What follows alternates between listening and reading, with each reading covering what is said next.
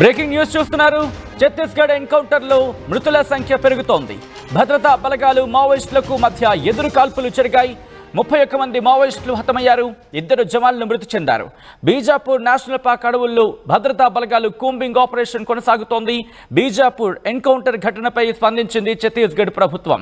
నక్సలిజానికి వ్యతిరేకంగా మా పోరాటం కొనసాగుతుందంటున్నారు ముఖ్యమంత్రి విష్ణుదేవ్ సాయి.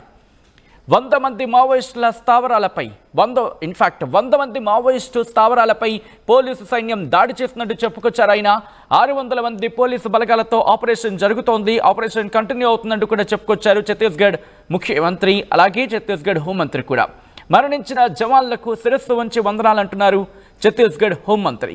నిన్నటి నుంచి మావోయిస్టులు సైన్యానికి మధ్య ఎదురు కాల్పులు జరుగుతున్నాయంటూ చెప్పుకొచ్చారు IG Sundar. AK-47 SLR INSAS rocket లాంచర్లు స్వాధీనం చెప్పుకున్నారు ఆయన. చెప్పుకొచ్చారు ఆయన. ఎన్కౌంటర్లో తెలంగాణ క్యాడర్ ఉందని అనుమానం కూడా ఉంది. అడవుల్లో ఇంకా సెర్చ్ ఆపరేషన్ కొనసాగుతుందంటున్నారు ఐజీ సుందర్. దానికి సంబంధించిన బ్రేకింగ్ న్యూస్ చూస్తున్నారు. ఛత్తీస్గఢ్ అడవుల్లో ఇంకా ఎన్కౌంటర్, దాంతోపాటు ఆ అంశానికి సంబంధించి కూంబింగ్ ఆపరేషన్స్ కూడా కంటిన్యూ అవుతున్నాయి. ఛత్తీస్గఢ్ ఎన్కౌంటర్లో మృతుల సంఖ్య పెరుగుతోంది. భద్రతా బలగాలు మావోయిస్టులకు మధ్య ఎదురు కాల్పులు కంటిన్యూ అవుతున్నాయి. 31 మంది మావోయిస్టులు హతమైనట్టుగా తెలుస్తోంది. 2 జవాన్లు మృతి చెందారు. ఇప్పటికే ఆపరేషన్ ఖకార్ 2026 వరకు నక్సలిజాన్ని పూర్తిగా అంతమొందించాలని కేంద్రం టార్గెట్గా పెట్టుకుంది. ఈ నేపథ్యంలోని కూంబింగ్ ఆపరేషన్స్ ని నిర్వహించడం జరుగుతోంది. సో ఆ సినారియోలో బీజాపూర్ నేషనల్ పార్క్ అడవుల్లో భద్రతా బలగాలు కూంబింగ్ ఆపరేషన్ నిర్వహించడం జరిగింది. బీజాపూర్ ఎన్కౌంటర్ ఘటనపై స్పందించింది ఛత్తీస్గఢ్ ప్రభుత్వం. నక్సలిజానికి వ్యతిరేకంగా తమ పోరాటం కొనసాగుతుందంటూ కూడా చెప్పుకొచ్చారు ముఖ్యమంత్రి విష్ణుదేవ్ సాయి. 100 మంది మావోయిస్టుల స్థావరంపై పోలీసు సైన్యం దాడి చేసింది.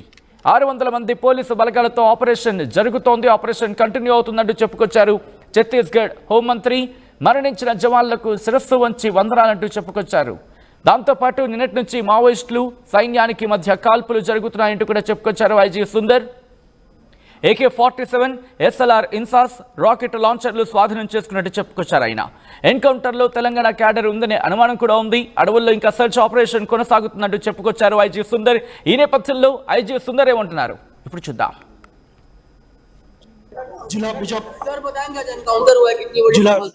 जिला बीजापुर की नेशनल पार्क इलाके में माओवादियों की उपस्थिति के आसूचक के आधार पर DRG STF बस्तर फाइटर एवं अन्य सुरक्षा बल का टीम अभियान के लिए रवाना की गए थे। अभियान के दौरान आज दिनांक 9 फरवरी को प्रातः 8 बजे से अनेक बार माओवादी एवं सुरक्षा बल के बीच में मुठभेड़ हुई। मुठभेड़ के पश्चात इलाके के सर्चिंग में कुल 31 माओवादियों का डेड बॉडी अब तक रिकवर किए गए थे। घटनास्थल से काफी बड़ी मात्रा में AK-47 INSAS SLR BJ launchers इस प्रकार का हथियार भी रिकवर किए गए थे। आसपास इलाके में अभी सर्चिंग जारी है। उस मुठभेड़ में हमारा 2 जवान घायल हुआ और 2 हमारा जो DRG एवं STF का जवान मुठभेड़ में उनका शहादत भी हुआ। इसके बावजूद सुरक्षा बल द्वारा आसपास इलाके में अभी भी सर्चिंग जारी रखा है। उसमें जैसे अन्य रीइंफोर्समेंट पार्टी भी घटनास्थल के लिए रवाना की गए थे और मुठभेड़ में नॉर्मली इस इलाका में नेशनल पार्क और तेलंगाना स्टेट कमेटी के कैडेट्स को उपस्थिति के आसूचना के आधार पर रवाना किए गए थे।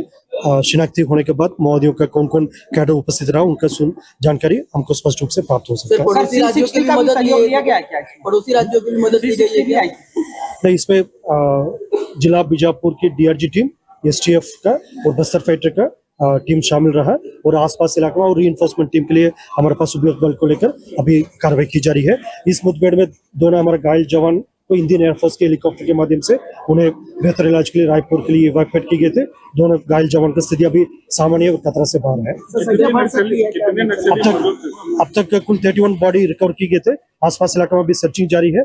सर्चिंग पूर्ण होने के बाद ही हम और स्पष्ट रूप से जानकारी दे पाएगा। कोई बड़े नाम सर अब तक शिनाख्ती नहीं हो पाया। शिनाख्ती पूर्ण होने के बाद हम उसका जानकारी देने की स्थिति में। बड़ा कोई इलाका है नक्सलियों का, वो माना जाए पुलिस के लिहाज से देखा जाए तो जैसा माओवादियों का भी यदि 3-4 इलाका में जहाँ उनकी उपस्थिति का संख्या के हिसाब से उनका सिक्योरिटी वैकेंट के हिसाब से एक आधा क्षेत्र माना जाए तो उसमें अबुजमाट नेशनल पार्क और साउथ बस्तर इलाका माना जाता है। इसमें नेशनल पार्क इलाके में भी वर्ष 2024 में लगातार अभियान संचालित किए गए थे। काफी अच्छा परिणाम भी हमको देखने मिला। उसी सिलसिला में अभी 2025 में भी हम अभियान को जारी रखा। इसमें टोटल 31 बॉडी नेशनल पार्क इलाका जो माओवादियों के एक आदर्श क्षेत्र माना जाता है उस इलाके में रिकवर किए गए थे और वर्ष 2025 में अब तक कुल 65 माओवादियों के डेड बॉडी रिकवर किए गए थे।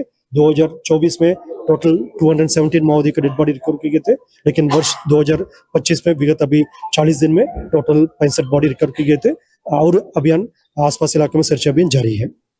जिला बीजापुर सर बताएंगे आज एनकाउंटर हुआ है कितनी ఐ రిక్వెస్ట్ టీమ్ ఒక్కసారి డిస్టర్బింగ్ విజువల్స్ స్ట్రిప్ వేసే ప్రయత్నం చేయండి. ఈ కథనాలను కాస్త కలవరపరచవచ్చు. అయితే మిమ్మల్ని కలవరపాటుకు గురి చేయడం ఆర్టీ ఉద్దేశం కాదు, కానీ ఇటువంటి కథనాలను చూసినప్పుడు కాస్తంత కలవరపాటుకు గురే అవకాశం ఉంటుంది. కాబట్టి దీనికి సంబంధించి తగిన జాగ్రత్తలు తీసుకోవాలని ఆర్టీవీ సూచించడం జరుగుతోంది. ఈ కథనం మిమ్మల్ని కాస్త కలవరపరచవచ్చు. అయితే మిమ్మల్ని కలవరపాటుకు గురి చేయడం ఆర్టీ ఉద్దేశం కాదు, కానీ ఇటువంటి కథనాలు చూసినప్పుడు కాస్త కలవరపాటుకు గురే అవకాశం ఉంటుంది. కాబట్టి దీనికి సంబంధించి తగిన జాగ్రత్తలు తీసుకోవాలని ఆర్టీవీ సూచించడం జరుగుతోంది. విజువల్స్ మీరు చూస్తున్నారు.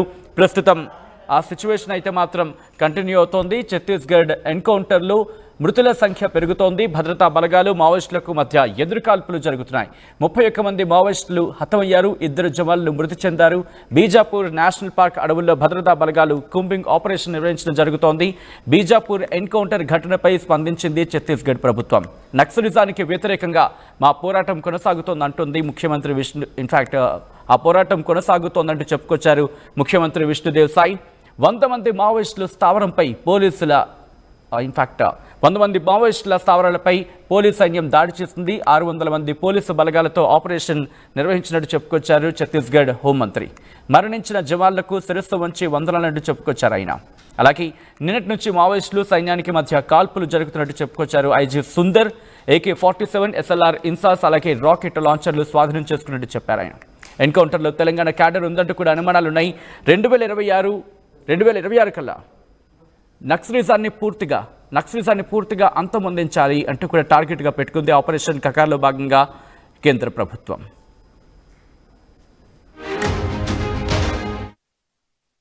इसको नक्सलियों का आरामगाह ऐसा कहा जाता था। वहां उनकी मांद में घुस करके 650 से अधिक सुरक्षा बल के जवानों ने विभिन्न दिशाओं से घेर करके अनेक दिनों के ऑपरेशन के बाद 31 नक्सलियों को ढेर किया है। नक्सली सभी वर्दीधारी थे। इनसे हमको AK-47 INSAS SLR BJ launchers ये सारे बड़े ऑटोमेटेड हथियार भी बरामद हुए हैं। साथ ही हमारे 2 जवान इसमें शहीद हुए हैं। मैं हृदय से उनको नमन करता हूँ। ईश्वर उनके परिवार को भी संबल प्रदान करे। सरकार उनके परिवार के साथ माननीय विष्णुदेव जी की सरकार सदैव खड़ी होगी। साथ ही साथ 2 जवान हमारे घायल हुए हैं जिनको एयरलिफ्ट किया गया है। 26 तक की जो अभियान चलाया जा रहा है सर, 26 तक के नक्सलियों का खात्मा करना है, उस दिशा में ये माननीय अमित शाह जी का संकल्प बड़ा है, माननीय विष्णुदेव साई जी का मार्गदर्शन बड़ा है। मार्च 2026 की बात कही गई है।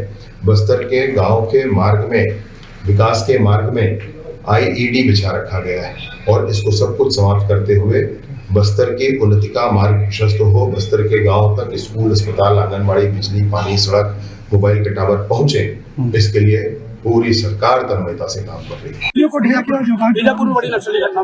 हाँ, तो लगातार आप सब लोगों को मालूम है, पूरा देश जानता है कि हम लोग जब से सरकार में आए हैं तब से नक्सलवाद के साथ मजबूती के साथ लड़ाई लड़ रहे हैं और उसकी पूरे देश में तारीफ भी हो रही है। और हमारे जवानों के साहस को हम सलाम करते हैं। बहुत बहादुरी के साथ नक्सलवाद के साथ लड़ रहे हैं और हमारे देश के यशस्वी प्रधानमंत्री श्री नरेंद्र मोदी जी और देश के गृहमंत्री आदरणीय अमित शाह जी, उनका संकल्प है कि 31 मार्च 2026 तक इस देश से नक्सलवाद को समाप्त करना है। और आज ज्यादा मात्रा में छत्तीसगढ़ में ही नक्सलवाद है, लेकिन मुझे पूरा विश्वास है कि जिस बहादुरी